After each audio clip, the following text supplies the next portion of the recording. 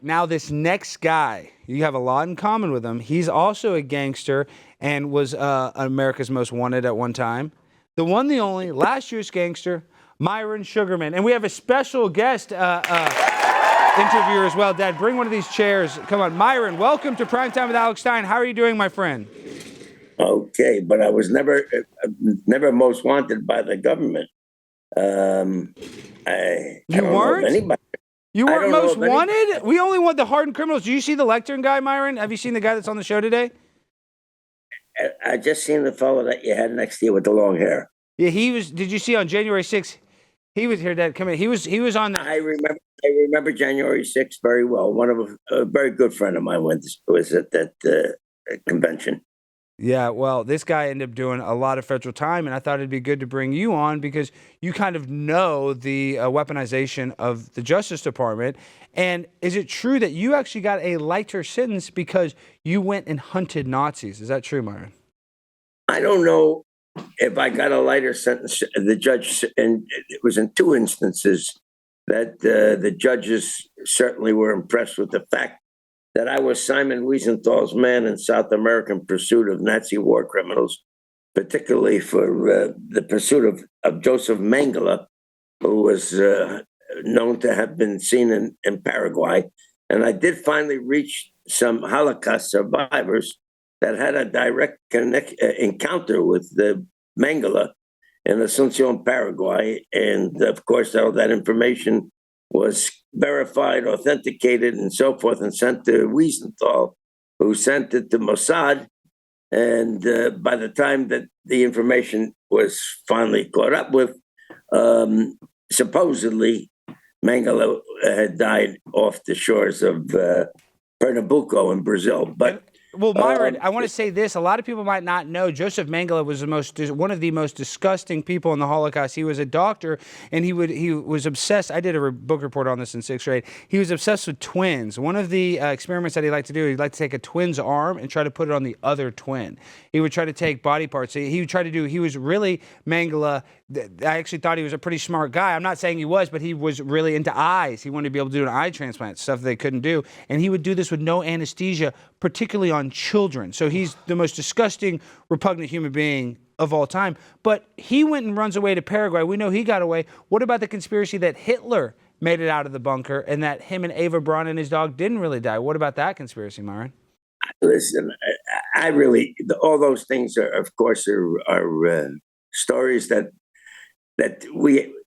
we don't want to waste our valuable time on your important program talking about things like that because we really don't know. But what we do want to talk about, Alex, and I spoke to your father, is quite a gentleman. Yes. We have a lot of mutual friends, and what we really want to talk about is the history of the Jewish mob and the remarkable Myron, contributions. I thought Jewish men weren't allowed to be in the mob. I thought La Casa Nostra, you have to be of Italiano. Okay, so now you're not going to interrupt me until I give you permission to interrupt me. You want to know about the history of the Jewish mob and the remarkable contributions that they made for the betterment of the Jewish people pertaining to several very important things. I don't know, you're a young fella, Alex. You may not know, and a lot of the fellows that are watching may not know, but the Jewish mob fought the American Nazi Party in the 1930s. Just like we have rising anti-Semitism today in the United States, we don't have a Jewish mob like we had in 90 years ago that fought the American Nazi Party, the brown shirts, that fought the silver shirts of William Dudley Belly, and fought the black shirts in England, known as the BUF, British United Fascists, led by Sir Oswald Mosley. The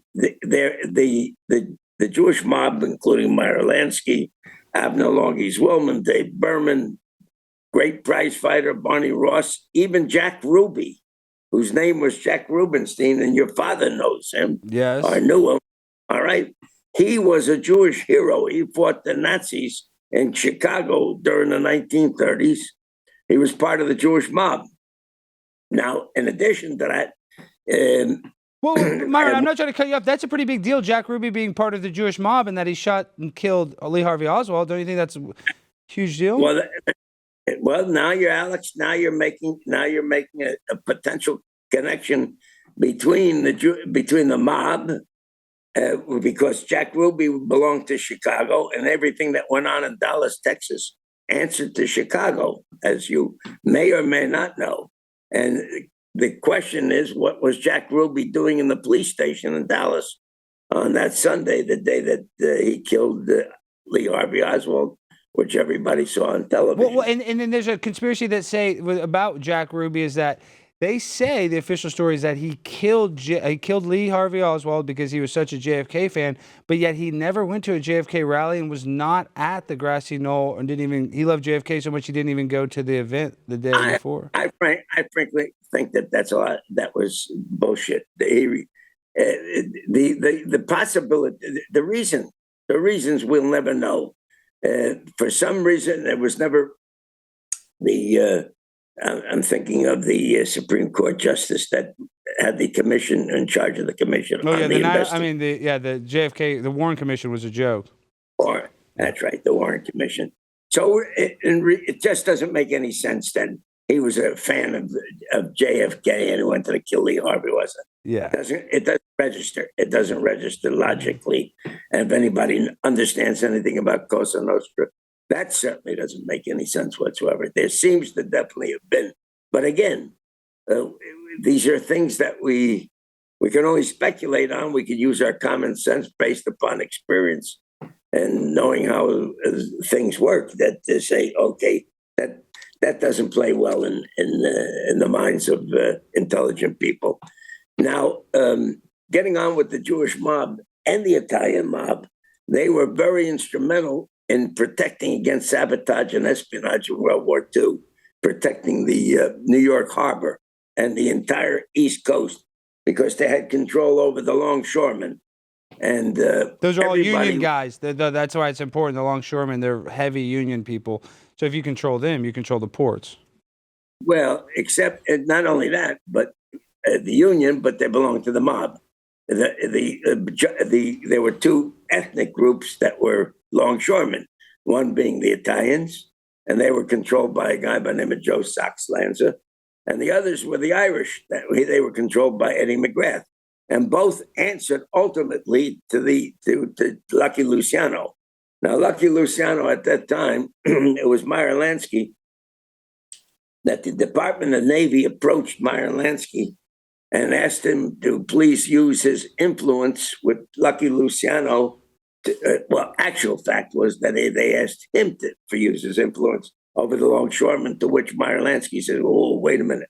I don't have that kind of influence. The guy that's got the influence is the guy that Thomas Dewey, who eventually ran for president of the United States of America, at that time was a special prosecutor in New York prosecutor, had framed Lucky Luciano on charges of promoting prostitution. He sentenced him to he lost a trial and was sentenced to 30, 50 years. For being a pimp. For being a pimp, is that correct? For promoting prostitution, but it was political. Dewey wanted to become the governor of the state of New York, so he went against Dutch Schultz, he went against Lepke Buchalter, against Dillinger, against everybody. And so, in doing so, Lucky Luciano was sent to Dannemora, which was a terrible prison up in the border between Canada and New York. And ultimately, Myron Lansky convinced him that it would be a good patriotic act to cooperate with the Department of Navy, even though no deal was on the table. Ultimately, the mob told Dewey that they would throw the weight behind him for president, the governor, and Dewey agreed to it, and in the process gave him a governor's pardon on the condition that he not remain in the United States, and Lucky Luciano went back to Sicily. And we're in a very difficult time right now as far as Jews are concerned, both here in the United States and Israel. And it's very interesting and I'm pleased to be on your show. My youngest son, thinks you're terrific and told me you're going to have a great interview with this man. He likes you very Sonny, much. it's good day. Well, let me ask. My dad wants to ask a question. This is the one of the questions that goes back to the Nazi hunting thing. And you know, Operation Paperclip. After World War II, we brought some of the top Nazi spies. Even Werner von Braun is a guy that ran the NASA program here in America. He also was a rocket scientist that made rockets that killed Polish people in Poland. So you hunted them. What about the Nazis that got to come over here and live scot-free and get paid by the Americans like they're Venezuelan immigrants? Alex, I'm 86 years of age. All right. One of the things that we learn in life is there's nothing exactly to one extreme or the other. It's neither black and it's neither white. It's all kinds of shades of gray. And there's all kinds of compromises that we all make in life in order to adjust it because we're mortal. Mm-hmm. If somebody would have said to me, who I am one of the most avid, proud Jews, Zionists, and so forth, should they bring over that very famous rocket scientist to the United States and to use him to help the United States in terms of technology and so forth, the future weapons, I would have been the first person to say yes. Let me share a very interesting story with you. Mossad, and I can't remember the name of the Nazi, but he was the most vicious son of a bitch on the face of the earth. That the actual, and he was living at that time in Syria.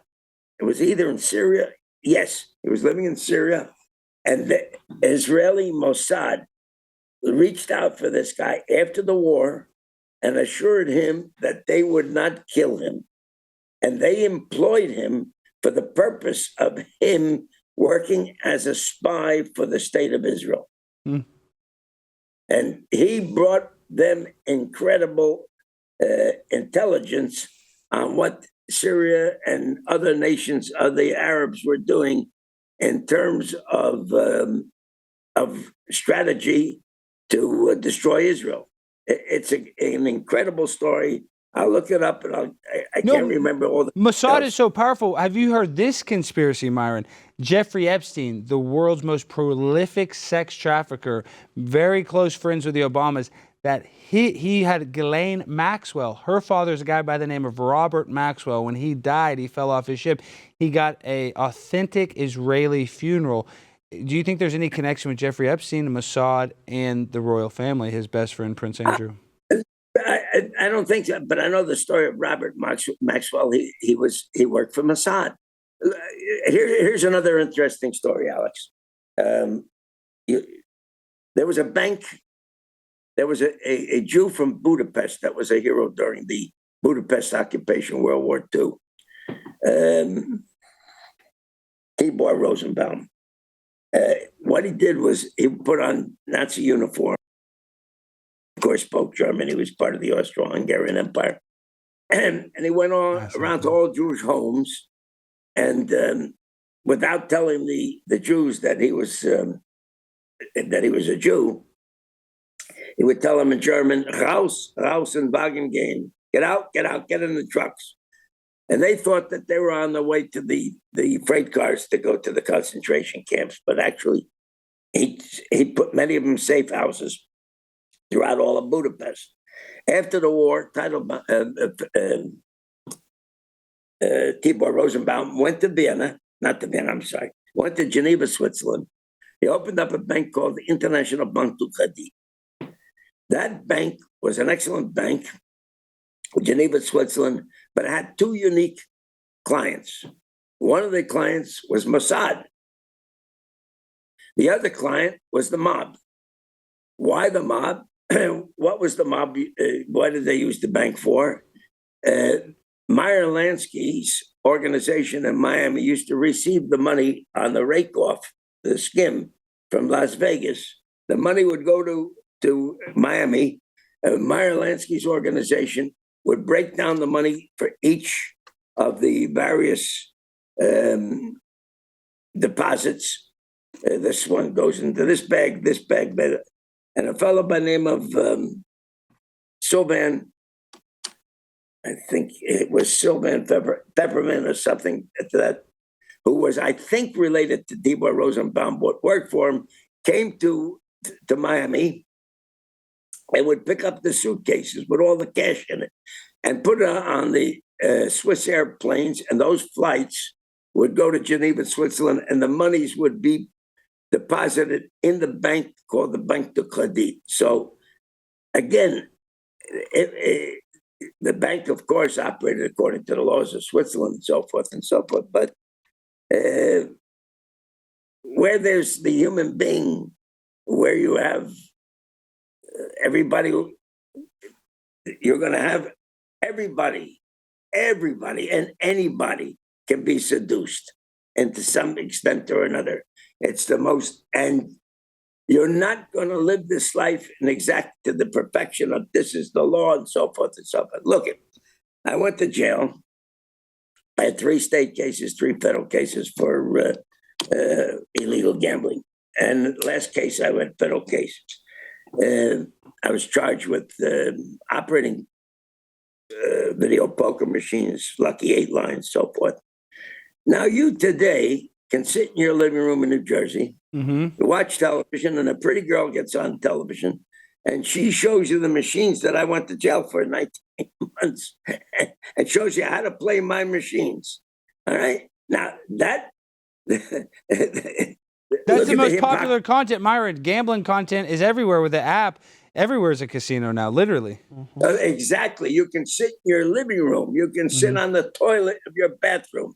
And you can go broke playing gambling, and it's being promoted by the United States of America and by every state within the United States of America. So it's the human element. You just have to accept it. There's certain things that we're just human. We're mortal. Yeah. There is no such thing as the perfect human being. You're right, Myron. My dad's got a question. You got to, Myron. I'd like to mention that you shared with me, and I'd like the audience to know your son's a rabbi. What a great family you have, and what a wonderful role model you were, even for your little small blip that you had. But was Dutch Schultz? Was he a Jewish gangster? Who's Dutch Schultz? Actual fact, because his name was Flugenheimer, correct? His name was Arthur Flegenheimer. He was the son of religious German Jews. Right, that's what I. Who is this guy? Let Myron tell you who Dutch. Well, we only have Myron for a couple more minutes. Myron, tell him who Dutch Schultz was. No, I'm not even worried about Dutch Schultz. Hey, Myron, did the Jewish mafia start the gambling in Las Vegas, or was it because they say it was the Jewish mafia, not the Italian mafia? No, it was absolutely the Jews. Yeah. It was, it was a combination. Actually, it was Benny Siegel that had the vision and got himself into trouble as a result of over investing in the Flamingo. A lot of that money was stolen money, and he was involved with that Virginia Hill. And Myron, ultimately, did you have to do a ritual? Did you ever have to do a blood ritual or anything like that? That's Italian. That's so the Jewish mafia, you don't have to do. I didn't know. I mean, maybe they do something where you cook a chicken or something. I don't know. Rip its head off and drink the blood. Your question is a good question, and I'll tell you the reason why. By the Sicilians, Neapolitans, by the Calabrese, by the Barese, and Sardinians, and so forth. The Sopranos. It's a culture. It's cultural. Whereas with the Jews, it's strictly one generation. The Jew doesn't want his kid to become a gangster. He wants him to become a lawyer, a journalist, a professor, a doctor, and so forth. He does. A banker, a hedge fund. They don't glamorize it. It's not cultural. We don't raise our kids. I didn't raise my kids to be gangsters, and wasn't raised to be a gangster. But it was a different time, a different generation, a different history, and I was just brought into it, and I would say circumstances that, but. I was like an outlaw. I really wasn't a gangster. I understood the laws, the rules, the regulations of the underworld. I observed them for practical reasons. Once you step outside the law, you're in somebody else's world. And Did you ever have to if kick? you don't, Let me ask one last question, Myron. The word Nazi today, it's thrown around. Everybody's a Nazi. Everybody's a Nazi. You've actually hunted Nazis like Mengele. Do you think people are using that word incorrectly today? Do you think they use it too much? they have no idea what it means. Yeah. It's just a word that the people today are really dummies, absolute morons. You have today people marching with the Palestinians. All right, they have no idea, foggiest idea what the hell they're marching for. And the saddest part of the story is you got Jewish kids that are marching with Palestinians protesting against Israel. So the level of knowledge that we have today in this world is pitiful. It's a disgrace. People just are walking around like Zombies. Myron, No, we got one last question. What do you want to ask him? Myron, when you were in New York or wherever you had your machines, did you have to kick back or send money to a organized New York family? And did you have a first-hand knowledge of did you get to talk to the boss? Did you kick directly to the Godfather type person or to one of his capos? Well, I was raised from an early age. My father was partners with Jerry Catino, who was the acting boss of the Genovese crime family. Wow. A man, in my opinion, my father's opinion, could have run the Pentagon. In my opinion, observing the man, I would have thought that this man could have been the best president of the United States of America. Now, after my father passed away, I started to operate illegal gambling throughout New York, New Jersey, everywhere. And I was immediately recognized for my talents to be able to make money. And at the same time, I taught so many people how to make money in the gambling machine business. And that, by the way, was probably the reason that I'm alive today and on Alex's show, because I taught people I wasn't greedy. I helped a lot of people make a lot of money, and that was good. Kicking in, if you're in that world, you need a rabbi. You need to have somebody that you answer to, and you need, the more that you pay, the better your protection. It's strictly a business transaction. Yes, of course, people like me. You can see by my character and by my demeanor, I'm very respectful. I'm educated. I give respect. I get respect, and people respected me. But you have to understand that in life, you pay you want good services. You want the best quality. You want to go to the best restaurant. You want to stay at the best hotel. You want the best protection, the best insurance. You pay for it. And the more you paid, the better that you were respected.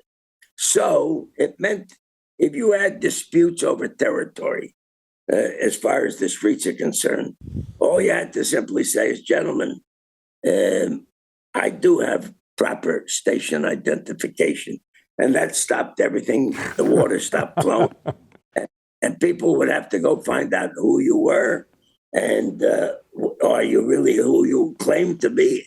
And if there was any kind of a dispute, it would go all the way upstairs, and upstairs would take good care of me because I, in turn, took good care of upstairs, as I explained to you before. It's all a matter of just good business sense. And Myron, speaking of station identification, I appreciate you coming on. We're going to have you on hopefully again very soon so we can even talk more. We'd like to have you at the studio, Myron, as our guest. Yeah, we can book him after the show. Thank you so much, Dad. Thank you, Myron, for a great interview. Where is the studio? Dallas, Texas, Irving, Texas, Las Colinas. Beautiful. Beautiful. It'd be my pleasure to come out there with you.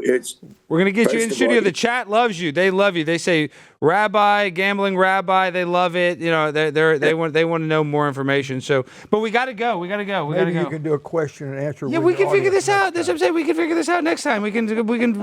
We can produce a show after the show's over. Myron, thank you so much. You're a mensch, as they say. Is that correct? And where can people find you and support you before you go? What's that? Where can people find you and support you, Myron, before you leave? Well, I'm let them look up. I have Facebook.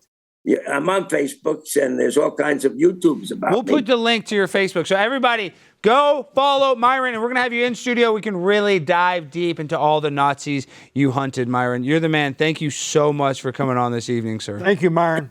Thank you. Thank you. All the best. God bless you guys. Talk to you soon. I'm so fly, I'm aligned with the planes. My grind so refined, I got no time for no games. Ask yourself